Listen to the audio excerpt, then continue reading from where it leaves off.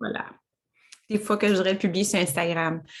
Si vous êtes là, envoyez-moi juste un petit thumbs up, un petit commentaire. Je vais juste faire sûr encore, c'est très important de vérifier ça, qu'on fait des lives, faire sûr que ça fonctionne bien, que le son fonctionne bien. Des fois que je voudrais publier sur Instagram. Parfait. Là, je pense que ça fonctionne bien. Fait que je vois vos commentaires. Bonjour, Brandy. Finalement, on était supposé faire un live, moi et Brandy, puis ça n'a pas fonctionné aujourd'hui. J'ai pensé de venir vous parler d'un sujet qui m'a popé. C'est toujours spontané. Quand je fais des lives comme ça, justement, j'ai parlé avec une cliente hier, puis j'ai pensé de vous parler de chaque petit trouble de l'anxiété séparé. Fait que dans le fond, c'est important pour moi de vous parler de ça séparé parce que l'anxiété, c'est un terme large. Puis pour moi, vous savez que j'ai vraiment eu beaucoup d'aventures avec l'anxiété pendant une bonne partie de ma vie. Je connais vraiment plusieurs sphères, plusieurs spectres. Puis il y a souvent des diagnostics qui sont donnés, mais on va les utiliser quand même, malgré que quand je parle à mes clients aujourd'hui, j'aime plus parler vraiment de mettre le nom sur des diagnostics parce que souvent, ça crée l'hypocondrie, qui est un autre sujet que je vais parler, je pense, individuellement aussi parce que c'est intense. Chaque trait peut être très intense. Ça ne veut pas dire que tu fais de l'anxiété, que tu as tous ces traits-là non plus, que tu as tous ces troubles-là. Moi, je les avais pas mal toutes. J'avais pas mal tout le spectre vraiment de l'anxiété, puis à des moments de ma vie, c'était vraiment intense. Donc, pour moi, c'est important. Est-ce que vous m'entendez bien? Est-ce que le son est bon? S'il y a quelqu'un qui peut me répondre juste pour me dire que mon micro fonctionne bien aussi. L'autre jour, j'ai fait un live, puis c'est même pas mon micro qui a embarqué, puis ça sonnait cacane un peu. Donc, c'est ça. Je veux vous parler de l'agoraphobie, puis je me trompe tout le temps. Je dis tout le temps agarophobie, agoraphobie, ça me mêle tout le temps. On dirait que je suis dyslexique aussi, des fois. Mais sais-tu quoi? À cette heure, je me juge plus. Je ris de moi-même. Comme à cette heure, c'est tellement le fun parce que j'ai une liberté de justement plus être parfaite. C'est merveilleux parce que, sais-tu quoi? J'ai vraiment vécu avec le désir de me faire voir de façon que j'étais pas vraiment. Donc, une personne qui était à son affaire, qui était active, sportive, qui était zen, puis à cette heure, mais je m'affirme. Donc, ça n'a pas tout le temps été rose dans ma vie, puis même, ça a été vraiment beaucoup l'enfer, souvent par moment. Donc, j'ai beaucoup de compassion, puis c'est le fun parce que on dirait, je suis tellement dans mon élément d'aider des gens à mon retour, à mon tour des gens qui ont des problèmes à ce niveau-là parce que j'y comprends tellement. Puis souvent, j'utilise beaucoup la comparaison comme, tu sais, quand ils me parlent de leurs problèmes, ben, oui, je comprends, moi aussi, ça m'est déjà arrivé, fait qu'on peut relate. Fait que c'est une approche différente, surtout quand que tu es vraiment dans ton champ de vécu, dans le fond. Tu sais, il y a le champ d'expertise, mais il y a le vécu aussi. Puis je trouve que le vécu, c'est ça, tu peux vraiment, la personne sans vraiment écouter parce que tu sais, je l'ai vécu aussi. Fait que dans le fond, il y a comme une connexion qui se fait qui est vraiment, je sors de mes séances des fois, puis quand ce que je vois l'amélioration, même dans peu de temps, souvent, juste en appliquant la conscientisation que j'appelle, mes clients vont comprendre ce mot-là. C'est quelque chose que j'applique beaucoup, la conscientisation. Pour moi, c'est beau de, oui, aller dans les techniques, comme j'utilise beaucoup des techniques, beaucoup des outils extérieurs, mais de conscientiser ce que tu es vraiment à l'intérieur, ça prend pas de temps, tant que ça. Oui, c'est fois, il faut t'enlèves des couches, mais il ne faut pas voir ça comme un travail à faire. Parce que si tu vois ça comme un travail à faire, ça va te prendre de la motivation. Puis souvent, quand tu es en dépression puis tu es anxieux, tu n'en as pas de motivation. Fait que c'est de reconnaître que tu es déjà ce que tu cherches. Puis je le dis toujours à mes clients, tu es déjà ça. Tu es parfaite, tout est parfait. La seule chose, c'est que tu as des symptômes dans ton corps qui t'amènent à te pousser à l'éveil. Puis quand on peut relate l'éveil, justement, à qui ce qu'on est vraiment, parce que souvent, l'anxiété, c'est qu'on a essayé peut-être de vivre une vie qui n'était pas en concordance avec notre conscience. Puis, des fois, c'est sûr que si on en regarde l'aspect médical, il peut y avoir l'aspect médical aussi ou l'aspect naturopathique, que j'essaie d'englober l'aide dans son entièreté. Donc, pour moi, c'est important de, oui, travailler en conscience, c'est un tout, mais c'est important aussi les aliments qu'on ingère, on énergie aussi, porte une énergie. Fait que souvent, les gens qui sont en train de transitionner, puis qui vivent beaucoup d'anxiété, vont souvent avoir des intolérances alimentaires. Mais ça, c'est voulu parce que ton taux vibratoire est en train de changer, puis peut-être qu'il y a des aliments que ton corps n'accepte plus d'avoir des toxines dans son corps, des aliments qui sont des fois avec des produits vraiment transformés, du sucre, tout ça, peut-être que ton corps, quand dans le cheminement de l'éveil, mettons, de changement vibratoire, bien, il y a souvent des aliments qui concordent plus avec notre énergie. Puis c'est important pour moi de prendre ça en considération en naturopathie. C'est vraiment, je regarde toute la sphère au complet de l'humain. Puis j'adore. Puis j'adore voir des gens, tu sais, des fois, c'est plus dur que d'autres. Il y a des gens qui sont vraiment pris dans leur histoire parce que c'est une histoire, hein. Mais quand je réussis vraiment à aller toucher la conscience puis que la personne réalise, ah, OK, je n'ai pas besoin de faire tout ça pour arriver à là, non. Ça peut se faire quand même assez, c'est pas tout le temps. Il y a des gens que ça va prendre plus longtemps, il y a des gens qui vont falloir qu'ils trébuchent, il y a des gens, j'explique tout le temps, dans mes consultations qu'il y a des chemins différents, puis c'est vraiment, on choisit, c'est des choix. Puis souvent, il y a des gens qui choisissent des chemins plus chaotiques, puis c'est correct aussi, on a tout notre cheminement de vie. Fait que dans le fond, je suis sûre qu'il y en a qui m'écoutent présentement qui doivent savoir qu'est-ce que je veux dire par là. Puis, je veux parler de l'agoraphobie parce que l'agoraphobie, c'est très invalidant. Invalidant, en tout cas. C'est vraiment un trouble qui, l'anxiété est là, puis à un moment donné, tu commences à avoir peur de te rendre à des endroits spécifiques. Fait, souvent, c'est juste qu'il y a beaucoup de monde. Puis oui, j'avais beaucoup ça, comme, mettons, l'épicerie, être en ligne à l'épicerie, aller au travail, ça peut être vraiment, puis ça peut juste être sortir de la maison des fois. Puis ça devient vraiment un gros problème parce que là, les gens se demandent, ben, qu'est-ce que tu as, mais souvent, tu le caches. Fait que moi, je le cachais. J'avais beaucoup, ce trouble-là. J'avais de la misère à aller dans les shopping malls, la lumière, tout ce qui était lumière blanche m'affectait beaucoup, puis ça me faisait déclencher des crises de panique intenses. Fait que tu as peur de tomber évanoui devant les gens. Fait que c'est vraiment ça. Je sais que les gens qui n'ont pas l'anxiété et qui n'ont pas de l'agoraphobie ne comprendront peut-être pas. Parce que mon conjoint, lui, il ne savait pas ce que j'avais, puis je ne disais pas en plus, puis il trouvait que j'étais weird. Je ne voulais plus aller faire mon épicerie, puis si j'y allais vraiment, il fallait vraiment que ça soit des petites épiceries. Je ne pouvais pas aller au superstore. S'il y avait moindrement une ligne en avant de moi, bien, des fois, je faisais sûr de faire le tour 2-3 fois d'épicerie pour faire sûr qu'il n'y avait pas personne au cash, pour pas que ça prenne trop de temps. Tout est calculé dans ta tête. Tout est calculé pour pouvoir te sortir de l'espace où ce que tu es. Parce que si jamais il y a une crise de panique qui te pogne, il faut que tu sortes dehors. Fait, je cherchais tout le temps les exits. Comme, mettons, si j'allais dans un mall, surtout un gros mall, comme, mettons, à Moncton ou à Québec, je n'étais plus capable. Je rentrais juste là-dedans, je commençais à être étourdie. C'est tout le temps ça, le symptôme. Puis là, quand le symptôme embarque, là, tu as peur. Puis surtout après avoir eu des anévrismes, des ruptures, moi, j'ai eu un post-traumatic disorder. Donc, un PTSD, qu'ils appellent en français, je crois. Mais ça m'a créé vraiment d'avoir peur de tomber évanouie devant les gens.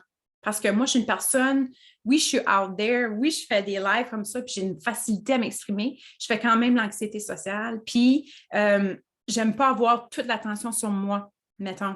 Comme je suis beaucoup, quand toute l'attention sur moi, puis qu'il y a beaucoup de monde qui me regarde en même temps ou quand quelqu'un m'observe, je viens vraiment anxieuse. Donc, pour moi, d'être d'un mort, si je me disais, tu sais, si je tombe, le monde va dire, vont appeler les ambulances, puis tu sais, je ne voulais pas avoir, on dirait, c'est comme si c'était ça. Ben, c'est pas, chacun est différent, mais c'est beaucoup ça, de la peur de tomber évanoui. Puis, vraiment, les étourdissements. C'est comme si que il y a trop d'informations. C'est comme si que tout est exacerbé, les sons, trop d'informations, comme moi, je n'étais pas capable de me concentrer. Mettons que je suis allée shopper, je ne sais pas, j'étais dans une épicerie. Il y avait tellement, pour moi, là, mon cerveau, là, c'est comme si je voyais toutes les choses séparées, mais que je ne pouvais pas me concentrer dessus. Je ne sais pas s'il y en a qui peuvent relate, qui ont déjà eu ça. Puis vraiment, c'est weird. Vous allez dire, oh mon Dieu, c'est normal. Oui, c'est weird. Mais à cette heure, j'en parle. Puis avant ça, je cachais ça. Puis ça me faisait vraiment un sentiment. Je me sentais étouffée. Fait que dans le fond, j'avais tout le temps une petite bouteille de Batch Rescue Remedies dans ma sacoche. Puis j'avais tout le temps une bouteille d'activant, mais je n'ai jamais voulu prendre des activants. Mais juste de l'avoir dans ma sacoche, ça me rassurait pareil. Fait que dans le fond, ça ne me fait plus ça aujourd'hui. OK? Ça fait au moins 5-6 ans que justement, que l'agoraphobie ne fait plus partie de ma vie, mais j'ai encore des fois des glimpses. Ce que je veux dire par là, c'est qu'à cette heure que j'ai fait mon coming out, je me sens plus libérée parce que je cachais ça à mon conjoint. J'ai vécu avec lui pendant 10 ans, je pense, avant qu'il le sache, comme 8 à 10 ans. Quand il l'a su, j'ai arrêté ma médication, je n'y avais pas dit. Tu sais, je cachais tout. Tout le monde pensait que j'étais une personne calme, que je faisais, tu sais, j'allais au travail, je cachais. Des fois, j'étais en crise de panique devant mon boss. Quelqu'un me parlait, là, puis j'entendais plus rien. Puis je suis juste là, je continue à parler quand même, je jouais mon rôle, tu sais. La personne n'aurait jamais pu savoir que je vivais de l'anxiété. C'est fou. Puis ça, c'est vraiment, tu sais, l'ego m'a aidé quand même à, probablement c'est l'ego qui m'a aidé à porter des masques pour pouvoir vaquer à mes occupations. Puis, à un moment donné, c'est ça, tu sais, quand tu n'es plus capable d'aller faire l'épicerie, tu n'enjoys plus d'aller shopper, malgré qu'à cette heure, j'enjoy plus d'aller shopper pareil parce que ça ne me tente plus de consommer. Fait que dans le fond, je n'ai plus un besoin, on dirait, de m'acheter du linge puis des affaires nouvelles. J'aime autant récupérer mes vieilles affaires, mais c'est plus la même chose. Avant ça, c'était vraiment parce que je me sentais comme attaquée dans mon corps.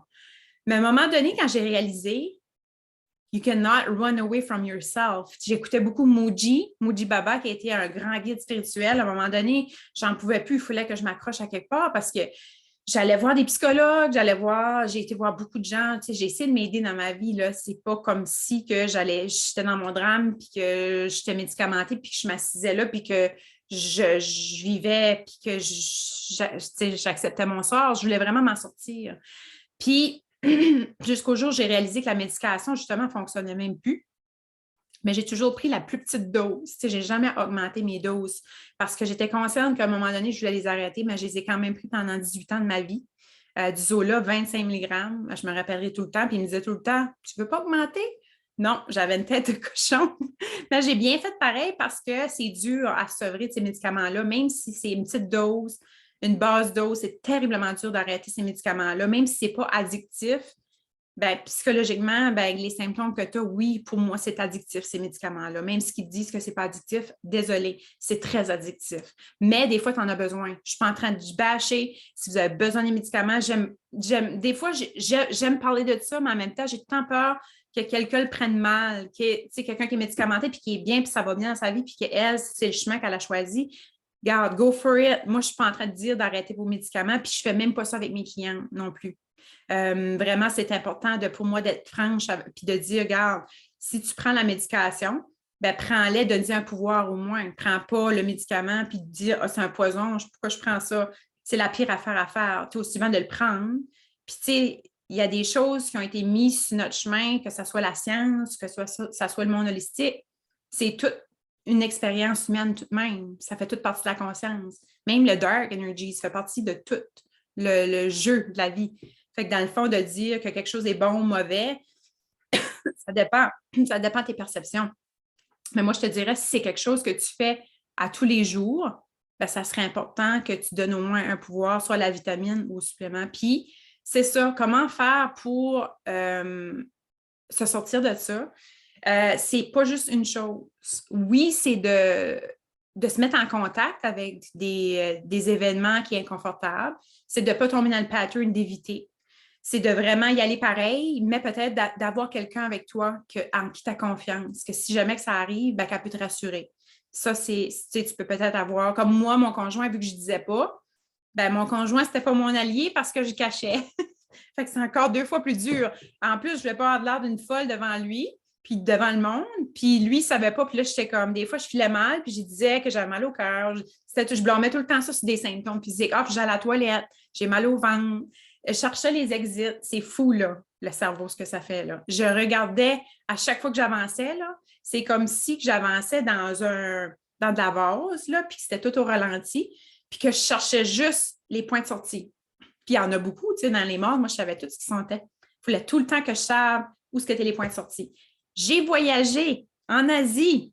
J'ai été dans des avions en ayant ça, OK? Je ne m'ai jamais arrêté de vivre pareil. J'ai tout le temps été comme, OK, j'arrêterai pas de vivre, même si j'ai ce trouble-là, mais c'était très souffrant.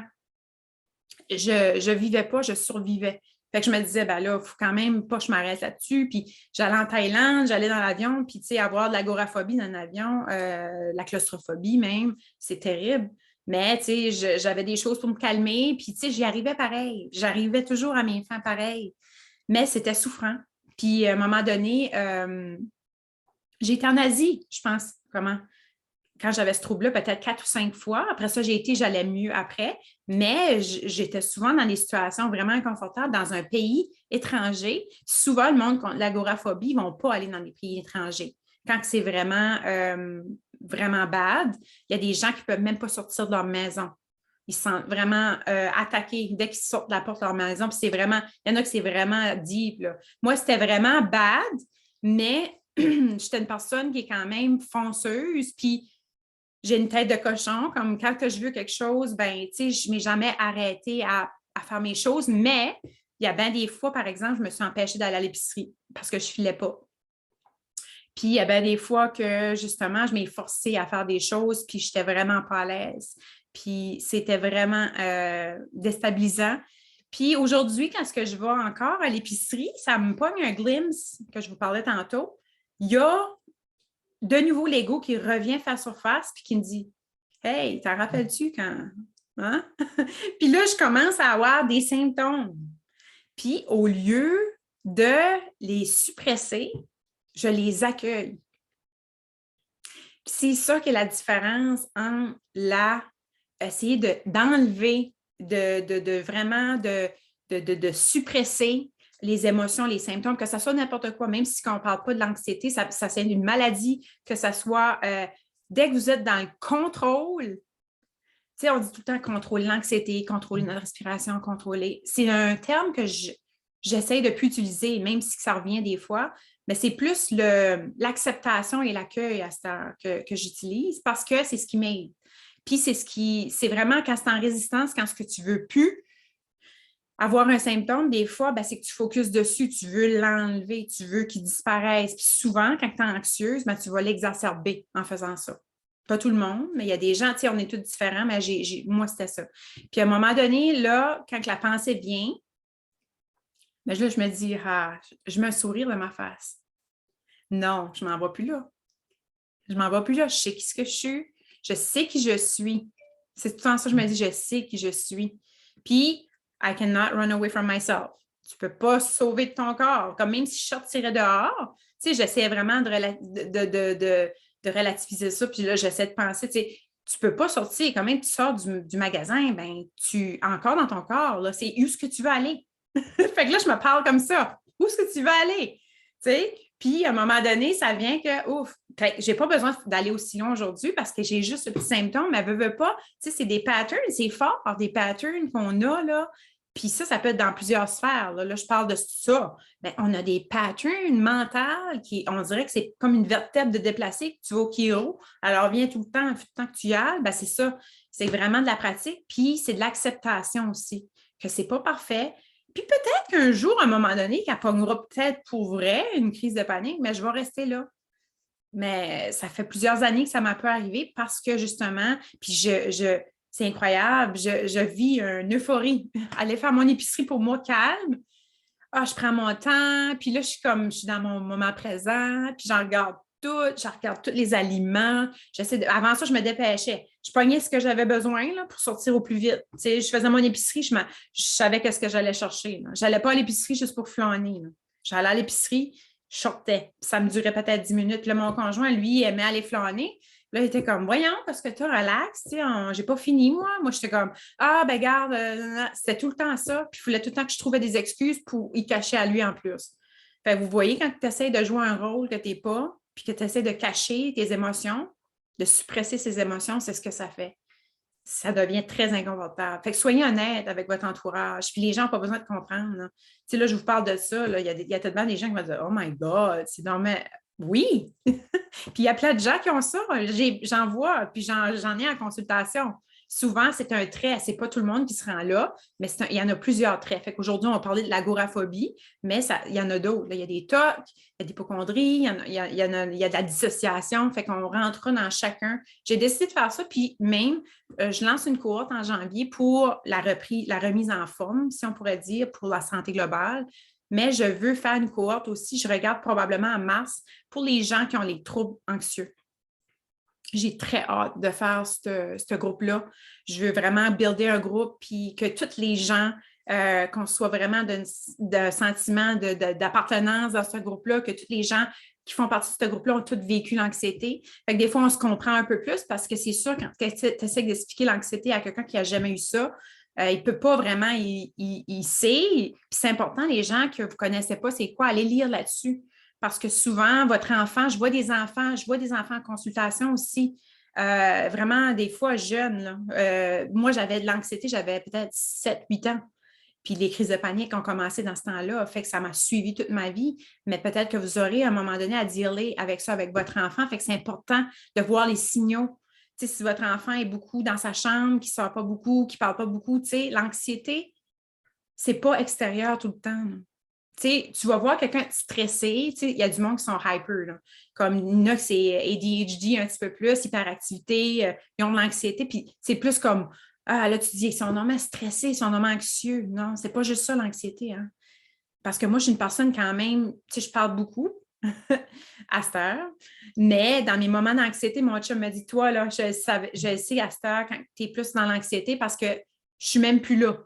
Comme, j'écoute plus. Je suis dans vraiment, je veux rester toute seule. Je veux pas être parmi le public. Fait que j'ai encore des fois des petits moments comme ça, mais c'est pas aussi intense, là. Mais je me respecte là-dedans. Fait que quand je sens que je suis fatiguée ou que j'ai besoin de mon temps, mais le monde me respecte plus parce qu'à cette heure, ils savent comment est-ce que je suis, puis que ça fait partie de moi. Mais avant ça, je le cachais, fait que je faisais passer pour une antisociale, une bizarre. Je me faisais juger en plus d'avoir ma problématique anxieuse, parce que je ne dis plus mon trouble, mon anxiété. J'essaie de ne plus dire ça parce que ça ne m'appartient pas. C'est juste un symptôme, une émotion. Fait que dans le fond, les gens me trouvaient bizarre parce que je suis encore un peu comme ça. J'ai besoin de beaucoup de solitude. Puis je m'ai jugée. Puis je me disais, mon Dieu, Marie-Ève, faudrait-tu te forcer un peu plus? Tu sais, à cette heure, je suis beaucoup toute seule, mais je suis bien. Puis mon conjoint me comprend à cette heure, puis il dit, d'abord que je suis heureuse, c'est ça qui est l'important. Je n'ai pas besoin d'être normale pour les autres, je n'ai pas besoin que je réponde aux besoins des autres. Si les autres ont des attentes envers moi puis qu'ils veulent être avec moi, ben, c'est leur problème. C'est eux autres qui vivent de l'attachement. Right? Fait que dans le fond, ce n'est pas le problème à moi. Hein. Moi, si j'en ai pas besoin, c'est eux autres qui ont des besoins. Je vais être obligée de combler les besoins de tout le monde pour justement me rendre heureuse, parce que ça part de moi. Je ne peux pas remplir la tasse à quelqu'un d'autre. Moi, là, il faut que je remplisse la mienne. Fait que j'espère que ça vous a parlé aujourd'hui. Je ne vous tiendrai pas plus longtemps sur le sujet de l'agoraphobie. Puis, tenez vraiment un œil ouvert parce que c'est subtil. Il y a peut-être des gens dans votre entourage qui souffrent de ça puis qui sont gênés d'en parler. J'étais une de ceux-là. Puis, ça fait juste depuis 1 an que j'en parle vraiment ouvertement puis ça va continuer. Je sais que je vais moins chercher, comment je pourrais dire, c'est une différente tranche de la population ou une différente clientèle. C'est sûr que vous m'avez vu beaucoup dans le monde du fitness. Puis oui, j'aide encore des gens quand même avec le fitness, l'entraînement. Tu sais, c'est la santé globale qui aide à la santé mentale. Je fais encore ça. Mais pour moi, c'est important de justement de filer qu'est-ce que j'ai envie de faire présentement. Puis pour moi, c'est d'aider les gens avec leur santé en général. D'aider les gens pour justement qu'il y ait une meilleure santé mentale, qu'il y ait une meilleure santé globale, qu'ils ne tombent pas malades. Pour moi, c'est ça qui m'intéresse aujourd'hui. C'est là que moi, je suis rendue dans mon parcours. Puis c'est sûr que perdre du poids, puis ça, tu sais, oui, si c'est ça que tu as comme objectif, mais je sais-tu quoi? Tu vas sortir de la consultation, puis tu vas t'apercevoir que tu ne le fais pas juste pour ça. Si je vais te convaincre que tu ne le fais pas juste pour ça, puis peut-être que tu vas arrêter de jouer avec des régimes yo-yo à un moment donné parce que tu vas le faire pour ta santé, puis tout ce que ça t'apporte, la valeur ajoutée. Donc, j'espère que vous avez... merci Nadia, merci. Si vous avez des questions, shootez-moi ça. Si vous avez des questions sur l'agoraphobie, même après, si vous avez des témoignages à faire, ça serait important parce que soyez pas gênés de parler de ça, OK? Parce qu'on est dans un espace, justement, là, il y a plein de poux qui ressortent dans, je ne sais pas si vous avez aperçu, dans le monde entier, il y a plein de poux, là. Ben, c'est le temps. C'est le temps c'est justement l'heure du coming out. c'est l'heure du coming out, c'est l'heure de vous montrer de vous montrer ce que vous êtes vraiment, votre vraie nature. Puis c'est important vraiment avec tout ce qui a été fake pendant des années, là, bien, c'est le temps. C'est le temps de montrer la lumière, c'est le temps de montrer le dark, c'est le temps de montrer le vrai. Fait que si vous avez des témoignages, ça peut aider des gens. Je pense que la meilleure manière d'aider des gens présentement, c'est d'être vulnérable, puis d'être authentique, puis de montrer qu'on n'est pas parfait. Je pense que c'est ça. C'est pas juste en disant la motivation, let's go, la motivation, tout est parfait, puis couille-toi le cul, lève-toi le matin à 6 heures. C'est pas ça pour moi. C'est pas ça. C'est juste avoir une paix mentale, un calme. Pour moi, quand même, que je me lèverai à 10 heures, 9 heures, je me jugerai pas. C'est sûr qu'il y a des choses qui peuvent aider, par exemple, je ne suis pas en train de dire de vous lever à midi, c'est pas bon pour votre santé mentale, tu sais, mais de savoir que c'est pas juste pour go, go, go, go, go. Tu sais, dans le yang beaucoup, là. Un petit peu de yin, un petit peu de yang, c'est correct. Puis de justement du non-jugement, puis d'être vraiment qui vous êtes, puis de ne pas avoir peur, whatever, que c'est weird ou pas, parce que peut-être que ton voisin, que tu vas parler de ça, comme moi, depuis que j'en parle, il y a bien du monde que j'aurais jamais cru qui ont ces problèmes-là, puis qui viennent m'en parler, puis ils sont comme brûlés, puis je suis comme, oh, welcome. Fait que je vous souhaite une bonne journée. Puis je vous souhaite de la paix, je vous souhaite de la santé. Puis je vous invite à la courte de janvier. Mais je suis en train de le finaliser. Je dirais d'ici lundi, ça va être on. Vous pourrez payer directement sur la landing page. Puis tenez en tête qu'en mars, alentour de là, je vais lancer une deuxième cohorte pour les gens qui ont des problèmes anxieux. Donc, si vous avez des enfants, si vous avez des connaissances, c'est le temps de les inviter dans ce groupe site. Okay? Si vous connaissez quelqu'un, dites-leur, regarde que Marie-Ève parle de ça dans son groupe, ajoutez-le dans le groupe, ça va leur faire du bien. Puis je vous souhaite une bonne journée.